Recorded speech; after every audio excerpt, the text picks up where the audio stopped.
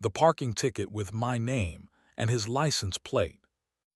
The ticket was tucked under my wiper so politely it felt like a favor. Yellow paper, black print, the city's crest like a shrug. Violation: none. Amount due: $0.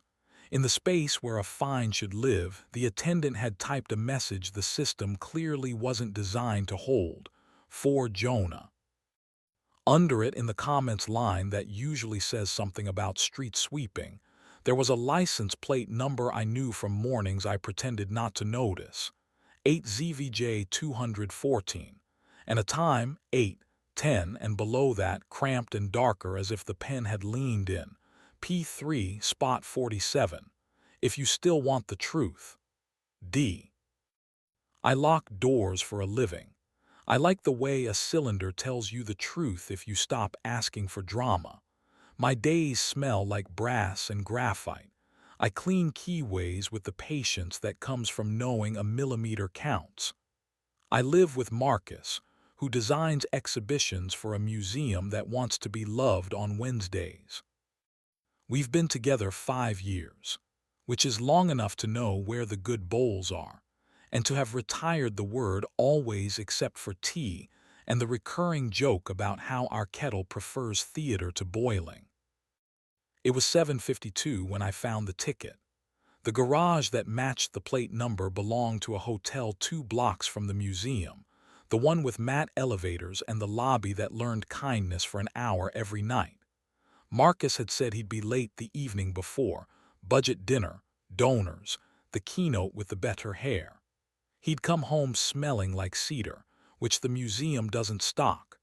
I wanted to believe him the way you want a door to stay a door, not a speech. Brass in my pocket felt like a plan that needed less courage than confrontation and more truth than patience. P3 smelled like tires and rain that wasn't ready yet. The concrete columns held their breath. Spot 47 held the silver sedan I'd watched from our window glide away on nights I told myself were just nights. He stood beside it with his hands in his pockets, which is the body's way of telling a room it's willing to be sentenced. Dylan. Taller than the last time I'd mapped him to his social media proportions. Hair that had started the evening disciplined and embraced the second drink. He wore a blue shirt open one button beyond polite, and he smelled like cedar and the last hour of a decision. "You came," he said. He didn't sound triumphant. Relief, maybe, like someone who had mispriced something and survived. "You typed my name into a fine," I said, "because I prefer accuracy to banter. That's creative." "I write labels for a living," he said. "I'm trying to stop misusing nouns." He lifted the ticket as if to swear on it. "If you didn't want to be here, you could have crumpled this and called me a coward in your head. If you did, I figured you deserved a space that didn't lie." He was the man from the left side of Marcus at openings, the one with the scarf that made donors feel like they were getting away with something. We had said hello twice, the polite kind you say when one of you is attached to a face in the other person's house. "How long?" I asked, because cleaning a cut beats admiring it. 8 months, he said, and his mouth didn't pretend the number was a friend. It started with rain and an elevator and phrases nobody should use without water on the table. I tried to end it twice.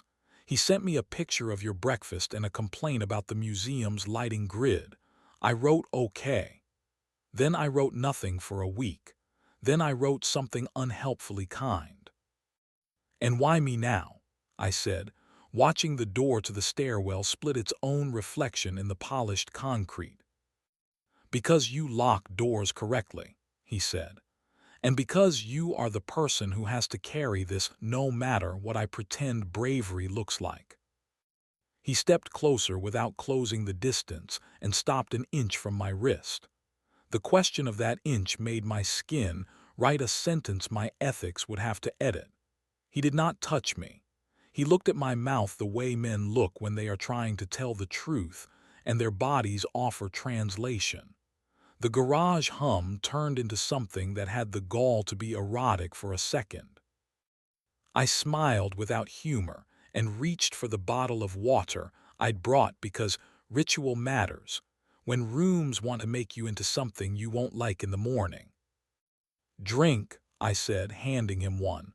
"Try not to mistake my courtesy for virtue." He laughed once like a man who hates that he has taste. He drank.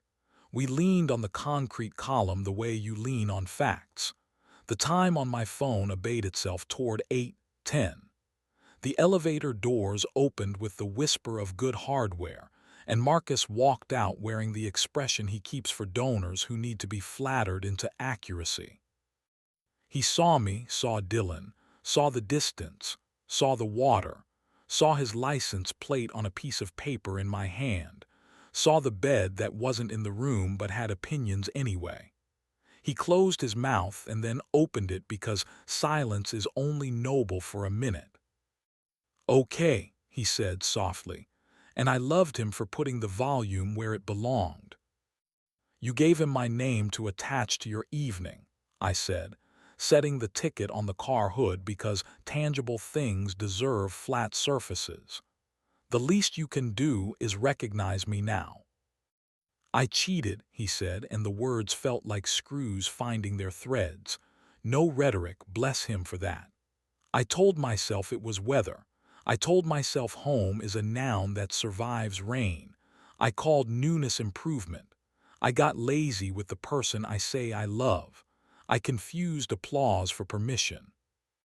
"And me?" I asked, because it is always the impolite question and always the right one.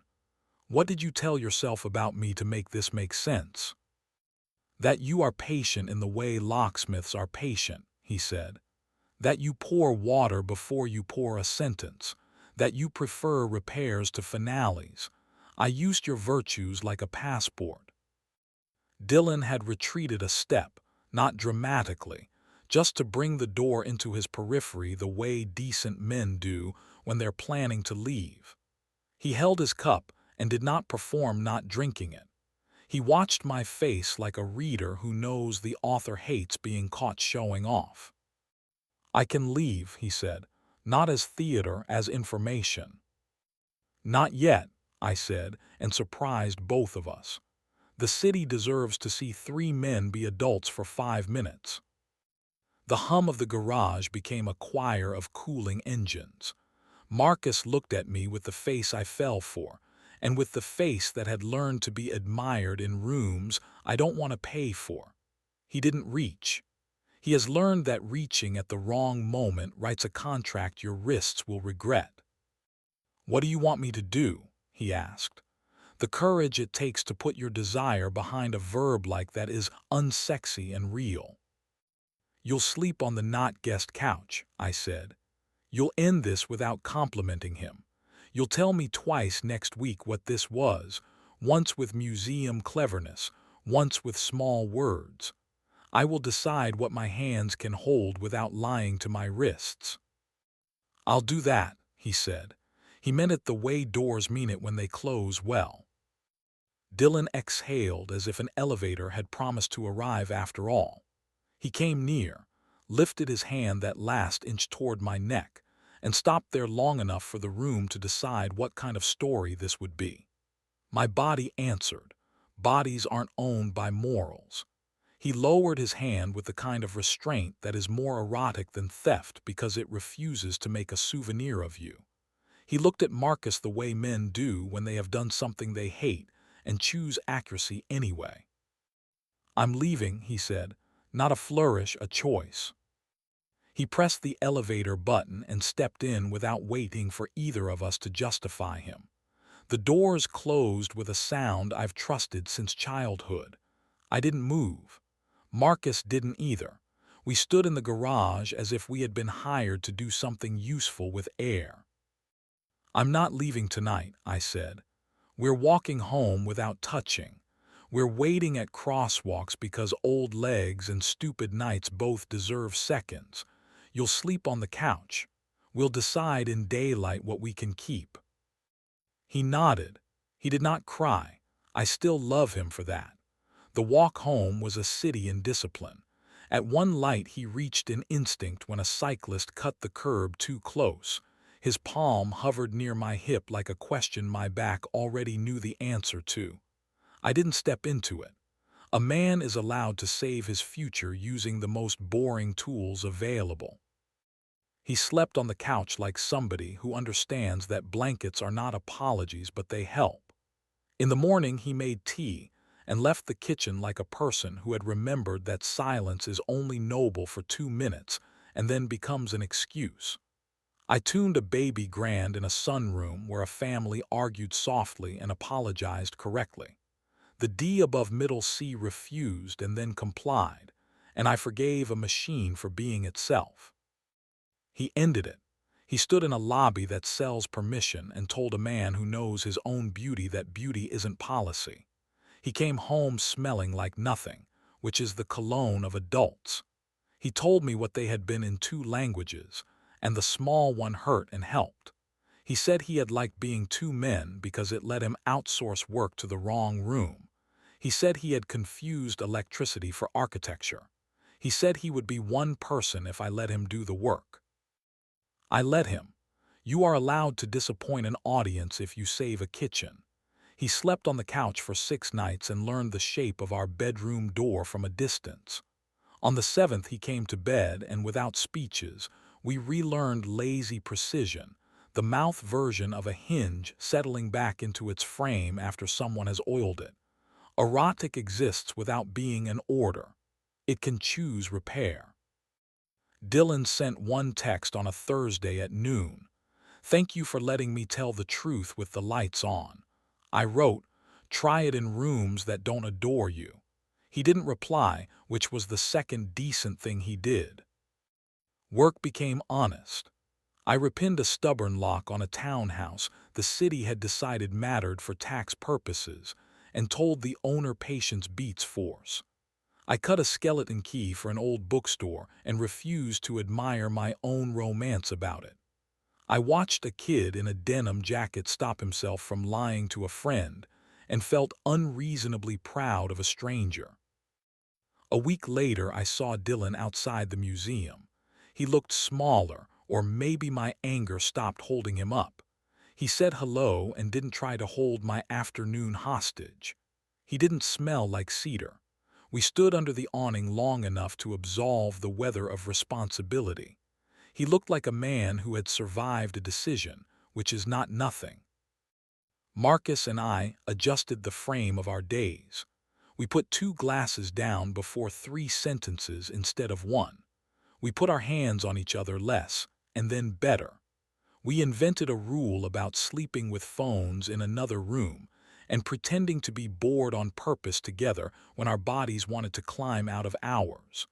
We stopped giving the kettle the authority to decide our volume.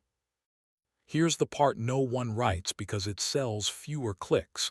Wanting him stayed. It lived in my skin like a song memory, and I didn't make it a god. I let it pass through me like whether the building had learned to withstand. I am not noble.